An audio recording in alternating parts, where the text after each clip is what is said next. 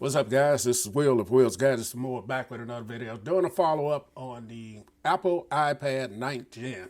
So I've had this about a month now, and I want to come back and let you guys know what I think about this device after having it for that amount of time. Now, I'm not going to go too deep on specs on this.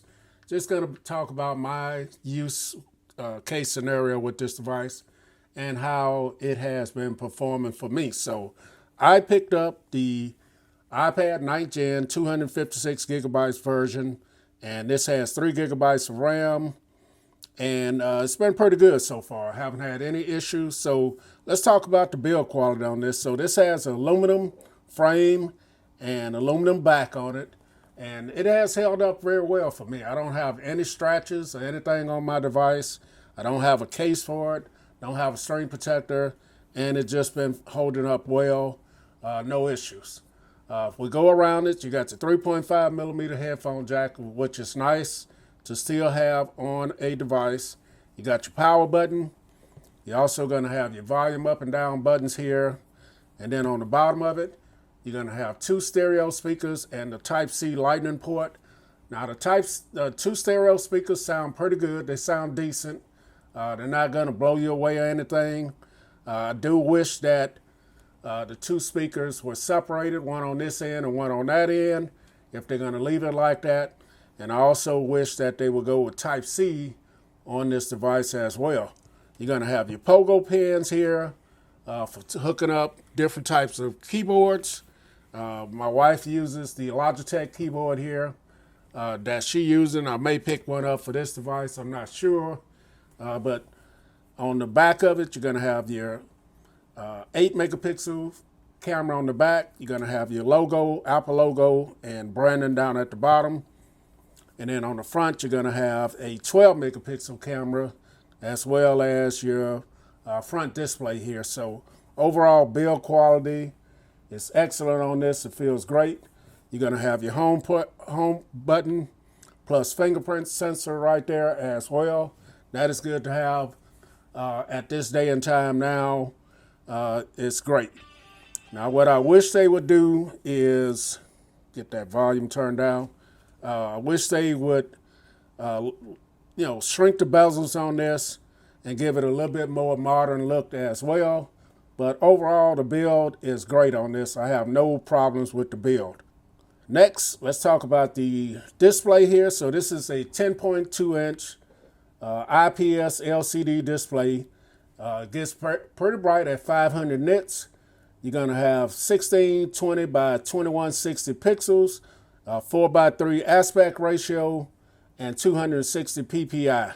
Now this is a non-laminate display, meaning there's a little bit of an air gap in there, but as you guys see, it is very responsive, and the colors look great on it as well. So I don't have any issues with this. This is what they call a retina display as well. You do have features such as True Tone on this as well on the 9th Gen. So the display is great on it. I don't have any issues with the display. Now let's do a little comparison between this one before we move on.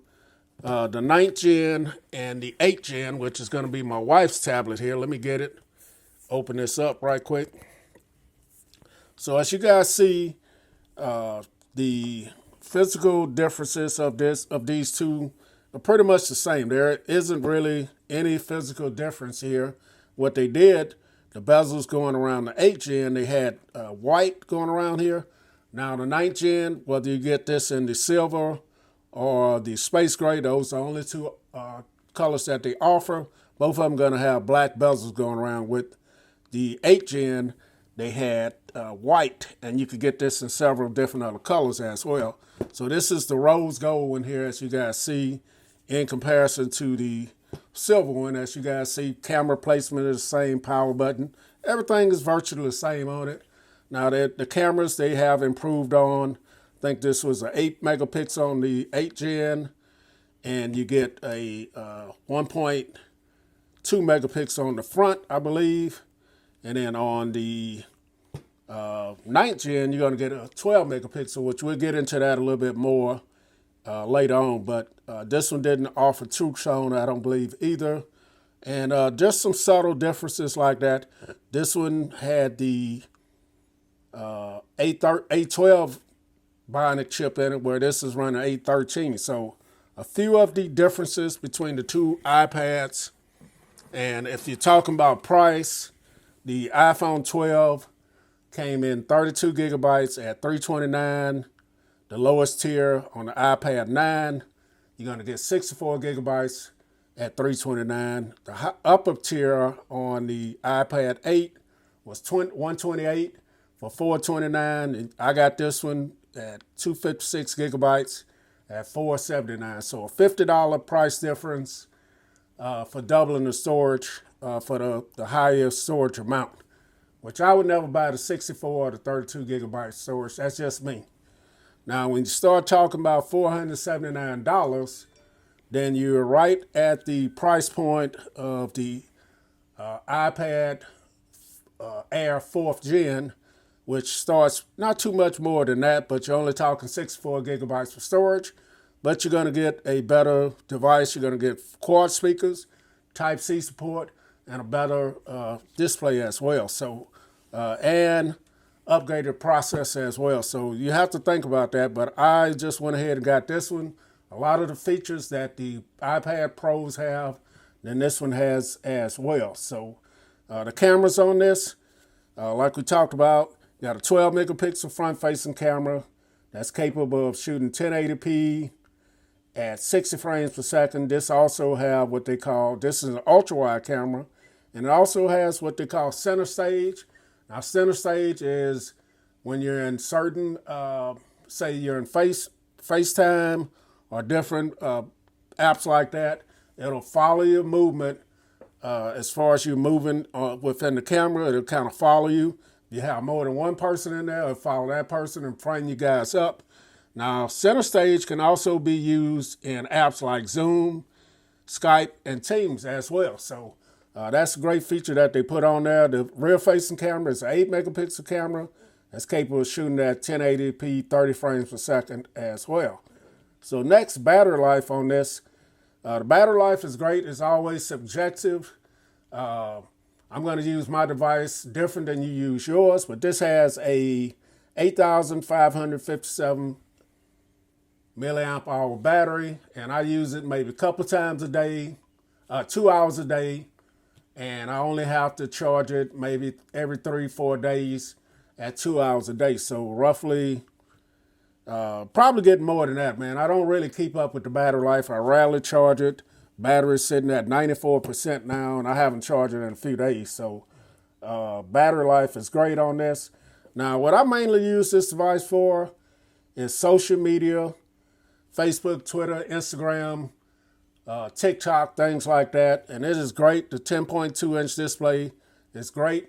Only time you notice that it's not a laminate display is when you're, when I have it next to something like my Microsoft Surface Go 3, then I could tell a little bit different. But overall, the colors on it are great. It's very natural, very nice looking display. I use it for social media.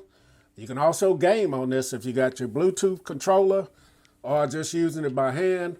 You get your Bluetooth controller and it'll play just about all the most popular games out there with ease, because the processor is powerful on this. Web browsing, good for checking out web pages and things of that nature. And also I use this for video editing, and you can also use it for photo editing. Like I said, the A13 bionic chip, 3 gigabytes of RAM. It's excellent. You can run multiple apps at the same time and have no issues. You're also going to have all of your features, most of the features that you get on iPad OS 15 on here. You swipe over from the side, you can automatically start taking a note. This is compatible with the first gen Apple Pencil as well, which I don't have. If I'm in something like YouTube and I want to open up another app, I'll press these 3 little buttons up here. Now it's just this easy to go ahead and get into another app just like that. You can use this as sidecar as well. So a lot of neat features that you have with this device to say that it is the entry-level iPad. Now, out of the storage on here, we're going to go into storage. And like I said, I picked up the 256 gigabyte version. As you guys see, I'm only using 71 gigabytes of storage out of the 256. So that is one reason I picked it up, because I also use this, like I said, for video editing. And if I want to store some movies and things on this, then it's going to be great for that. So performance has been great. Battery life is great. Just can't ask for too much more. Like I said, I wish they would take one of the speakers, put it over here. I know they're not going to give us quad speakers. Change the type lightning port to type C. That would be great. Lower the bezels, shrink the bezels a little bit more, give it a more modern and fresh look. And this would be dope. But for me, it's been great experience here, man. This is probably going to go to my grandson. I'm going to wait on the next one to come out. But this will be something great for him.